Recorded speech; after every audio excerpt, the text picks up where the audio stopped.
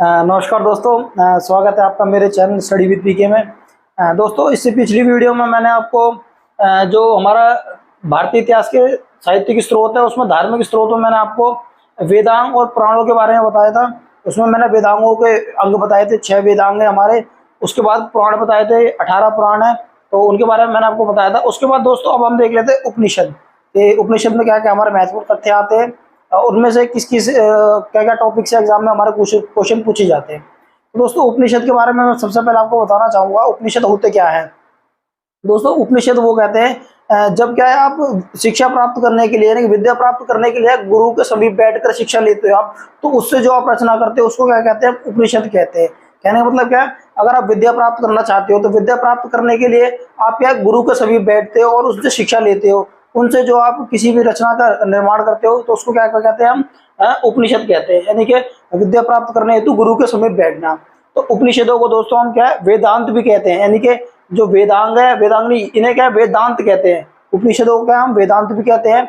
उपनिषद दोस्तों कितने हैं हमारे, जो उपनिषदों की कुल संख्या कितनी है, 108। यानी कि उपनिषदों की संख्या कितनी है, कुल 108 है। एग्जाम में क्वेश्चन आता है इसके रिगार्डिंग।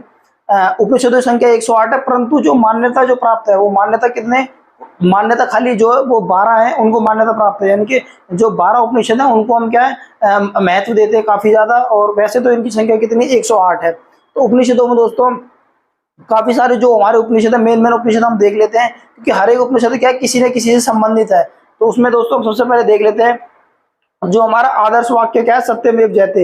यानी कि सदैव क्या सत्य की विजय होती है। जो भारत सरकार के जो आप लोगों को देखा होगा उस पर नीचे भी लिखा रहता है सत्यमेव जयते। यानी कि ये हमारा क्या है, आदर्श वाक्य है। तो इसकी क्या है, जो ये किस उपनिषद से लिया गया है, ये हमारा क्या है, मुंडको उपनिषद से लिया गया है। ये एग्जाम में क्वेश्चन कई बार पूछा जाता है कि सत्यमेव जयते वाक्य हमारा कौन से उपनिषद से लिया गया है। तो वो क्या है, मुंडको उपनिषद, यानी कि उसका नाम है, ये उपनिषद है। इसमें से क्या हमारा आदर्श वाक्य लिया गया है सत्यमेव जयते।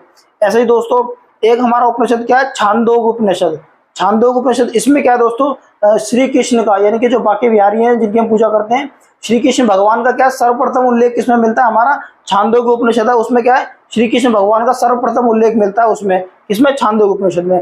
ऐसे ही दोस्तों जो सबसे प्राचीन एवं बड़ा, यानी कि जितने भी उपनिषद है उसमें सबसे प्राचीन यानी कि सबसे पहले जिसकी रचना हुई थी, और सबसे बड़ा यानी कि जिसमें क्या है तथ्य और रचनाएं ज्यादा दी जिसमें, तो वो कौन सा उपनिषद है हमारा, उसका नाम है बृहद नारायण। यानी कि बृहद नारायण जो उपनिषद है हमारा, वो सबसे बड़ा एवं प्राचीन उपनिषद कौन सा है, बृहद नारायण। उसके बाद दोस्तों ओम शब्द का उल्लेख, यानी कि ओम शब्द का महत्व और यम नचिकेता की चर्चा। यानी कि यम नचिकेता एक वो थे मतलब वो देवी देवता ही थे, इस तरीके का आप मान सकते हो। जो ओम शब्द का महत्व और यम नचिकेता की चर्चा मिलती है इसमें कंठोपनिषद में। ये भी एग्जाम में कई बार क्वेश्चन आया है, यम नचिकेता की चर्चा किस उपनिषद में मिलती है, तो वो कौन सा उपनिषद है हमारा, कंठोपनिषद। कंठोपनिषद में क्या है, यम नचिकेता की चर्चा और ओम शब्द का महत्व मिलता है। ऐसे ही दोस्तों ब्रह्मा विष्णु महेश, यानी कि ये जो हमारे तीनों देवी देवता हैं ब्रह्मा विष्णु महेश, इनका वर्णन, यानी कि इनका वर्णन, इनका उल्लेख, इनकी चर्चा किसमें मिलती है, ज्वाला उपनिषद में। यानी कि ज्वाला उपनिषद उपनिषद है जिसका नाम क्या है, ज्वाला उपनिषद। इसमें क्या है, ब्रह्मा विष्णु महेश इन तीनों की चर्चा मिलती है। यानी कि विष्णु भगवान क्या है, जो हमारी सृष्टि है इसके सर्जन करता है, जिन्होंने इसका निर्माण किया। और जो ब्रह्मा है वो इसका संचालन करते हैं सृष्टि का। और जो महेश जिनको हम भोले बाबा, भोले शंकर कहते हैं, उनको वो क्या है, सृष्टि का विनाश करते हैं। तो वो इन तीनों का जो वर्णन मिलता है वो किसमें मिलता है, हमारा ज्वाला उपनिषद है। उसमें इन तीनों की चर्चा हुई है, इनका महत्व दर्शाया गया है। उसके बाद दोस्तों जो सबसे बाद का, वो अकबर के समय का उपनिषद है। यानी कि सबसे बाद का, यानी कि जितने भी उपनिषद है हमारे उसमें जो सबसे एंड में, जो अंत में जो उपनिषद लिखा गया, सबसे बाद का उपनिषद कौन सा है, वो है हमारा आलोपनिषद। और ये दोस्तों उपनिषद कब का है, ये अकबर के समय का है। यानी कि जब क्या मुगल वंश चल रहा था, मुगल वंश के समय में अकबर का शासन काल था, उस समय में उपनिषद लिखा गया था, क्या, आलोपनिषद। दोस्तों तो उपनिषदों में यही सारे महत्वपूर्ण पॉइंट है। उसके बाद दोस्तों हम देख लेते हैं कि हमारे जो महाकाव्य है, महाकाव्य में हमारे कौन कौन से तथ्य आते हैं और कौन कौन से इसमें हमारे पॉइंट है जिसमें से एग्जाम में क्वेश्चन पूछे जाते हैं। दोस्तों अब हम देख लेते हैं दोस्तों जो हमारा महाकाव्य है, महाकाव्य के अंदर हमारे कौन कौन से ग्रंथ आते हैं। तो दोस्तों महाकाव्य के अंदर क्या है, हमारे सनातन धर्म के 2 ग्रंथ आते हैं। एक हमारा क्या रामायण है, दूसरा हमारा क्या है, महाभारत है। तो दोस्तों रामायण क्या है, वो भगवान श्री राम की पूरी जीवनी है, यानी कि उनके जीवन से संबंधित है। उन्होंने अपने जीवन में क्या क्या कार्य किए, उसमें उनकी पूरी रचना उसमें क्या है, रामायण में की गई है। और जो महाभारत है दोस्तों, महाभारत के अंदर क्या है, कौरव और पांडवों के बीच में युद्ध हुआ था, धर्म और अधर्म के बीच में, जिसमें क्या है श्री कृष्ण की महत्वपूर्ण भूमिका थी। तो उनसे संबंधित जो भी तथ्य है, जो भी विषय है, वो हमारे क्या है, महाभारत ग्रंथ के अंदर आते हैं। तो दोस्तों हम रामायण के बारे में देख लेते हैं कि रामायण में क्या क्या हमारे तथ्य आते हैं।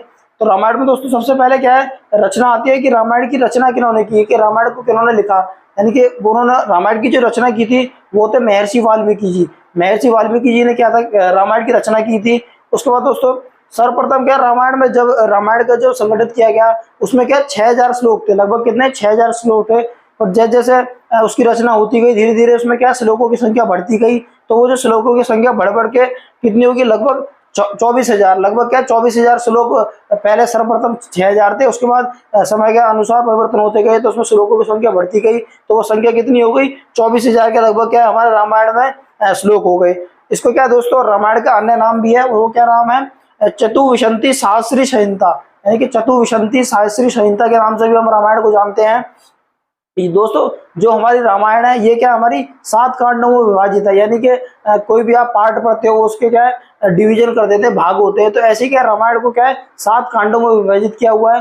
वो 7 कांड कौन कौन से हैं दोस्तों, पहला बालकांड, दूसरा अयोध्या कांड, तीसरा अरण्य कांड, चौथा किष्किंधा कांड, पांचवा सुंदरकांड, छठा युद्ध कांड और सातवां उत्तरकांड। तो दोस्तों मैं थोड़ा सा आपको ये बता देता हूँ कि ये कांड जो है, ये भाग है किस किस से संबंधित है।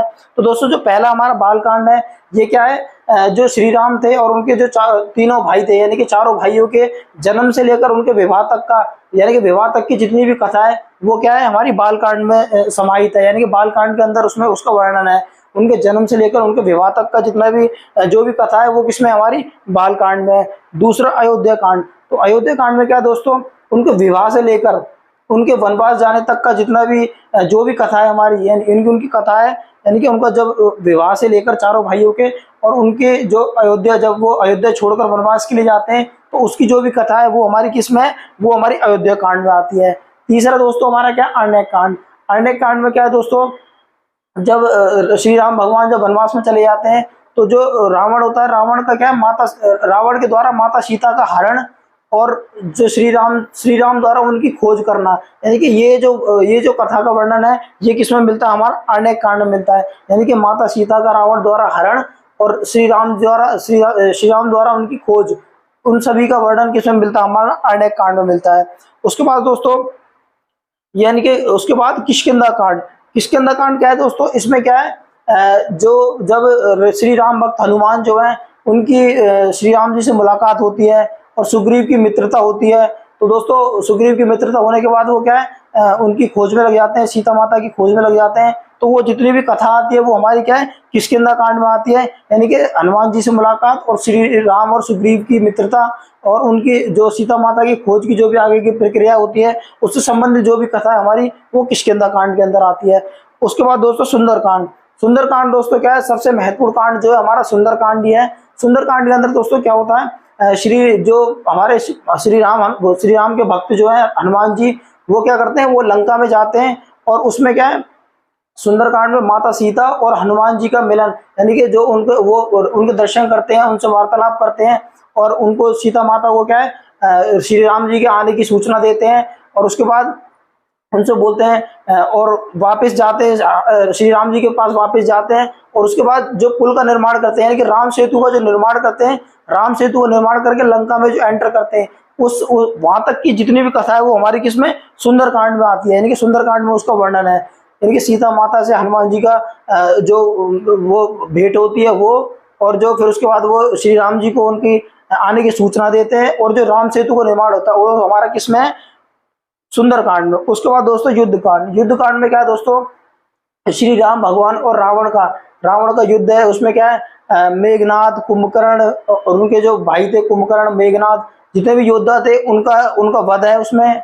और उसमें दोस्तों क्या है, युद्ध कांड में इसमें क्या है दोस्तों, जो श्री राम जी के भाई लक्ष्मण को जब मेघनाद से शक्ति मारता है, उसके बाद जो हनुमान जी संजीवनी बूटी लेके आते हैं, तो उसका वर्णन भी किसमें, युद्ध कांड में ही है। उत्तरकांड में दोस्तों क्या है, जब वनवास का समय पूरा हो जाता है, जब श्री राम लक्ष्मण भाई, जब तीनों भाई जब सारे जने क्या है अयोध्या पहुंच जाते हैं, तो उसकी जितनी भी कथा है वो हमारी उत्तरकांड में आती है। तो दोस्तों मैंने आपको सातों कांडों के बारे में थोड़ा बता दिया कि किससे रिलेटेड है। उसके बाद दोस्तों महाभारत के बारे में देख लेते हैं कि महाभारत में हमारे क्या क्या तथ्य है। दोस्तों सबसे पहले क्या है, महाभारत की रचना किन्होंने की, जो महर्षि ये रचना की थी वेद व्यास, यानी कि ऋषि थे वेद व्यास, उन्होंने महाभारत की रचना की थी।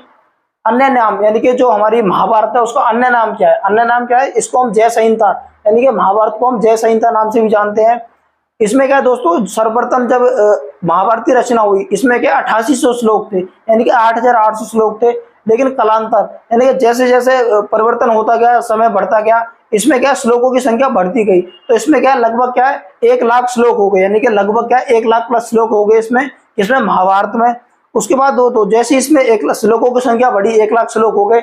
उसके बाद दोस्तों इनको क्या है सत्य साहिश्री संहिता और महाभारत, यानी कि सत्य साहिश्री संहिता व महाभारत भी कहने लगे।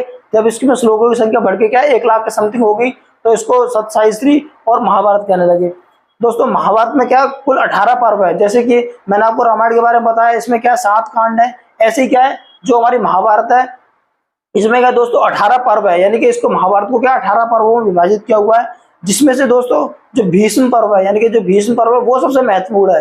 यानी कि उसमें भीष्म पर्व महत्वपूर्ण क्यों है, क्योंकि इसमें दोस्तों क्या है भगवान श्री कृष्ण और अर्जुन के बीच की वार्तालाप है, यानी कि जो भगवान श्री कृष्ण और अर्जुन के बीच में जो भी बातें हुई ना, वो उसमें क्या है, वो उसमें वर्णित है भीष्म पर्व में। उसके बाद दोस्तों इसमें क्या है जो कौरव और पांडवों के बीच युद्ध हुआ था, वो कहाँ पर हुआ था, वो हुआ था कुरुक्षेत्र में। वो हरियाणा राज्य में आता है। हरियाणा राज्य में डिस्ट्रिक्ट कौन सी, कुरुक्षेत्र, वहां पर युद्ध लड़ा गया था। वो युद्ध कितने दिनों तक लड़ा गया था, लगभग 18 दिन, कि 18 दिनों तक युद्ध चला था, जिसमें क्या पांडवों की विजय हुई थी। तो दोस्तों ये सारे तथ्य क्या हमारे महाभारत से संबंधित है, और रामायण के मैंने आपको सारे तथ्य बता दिए। दोस्तों जो धार्मिक स्रोत में मैंने आपको वेद, ऋग्वेद, वेदांग, पुराण, उपनिषद और महाकाव्य, यानी कि इन सभी के बारे में बता दिया है। तो दोस्तों नेक्स्ट वीडियो में हम धार्मिक स्रोत के बाद हमारे क्या गैर धार्मिक जो स्रोत होता है, यानी कि जो धार्मिक स्रोत में क्या है ब्राह्मण के बाद क्या था, गैर ब्राह्मण था। तो गैर ब्राह्मण हमारा जैन साहित्य और बौद्ध साहित्य थे, उसको देखेंगे नेक्स्ट वीडियो में। तो दोस्तों मेरे इस चैनल को सब्सक्राइब जरूर करना दोस्तों, और मिलते हैं नेक्स्ट वीडियो में। तब तक के लिए जय हिंद, जय भारत दोस्तों।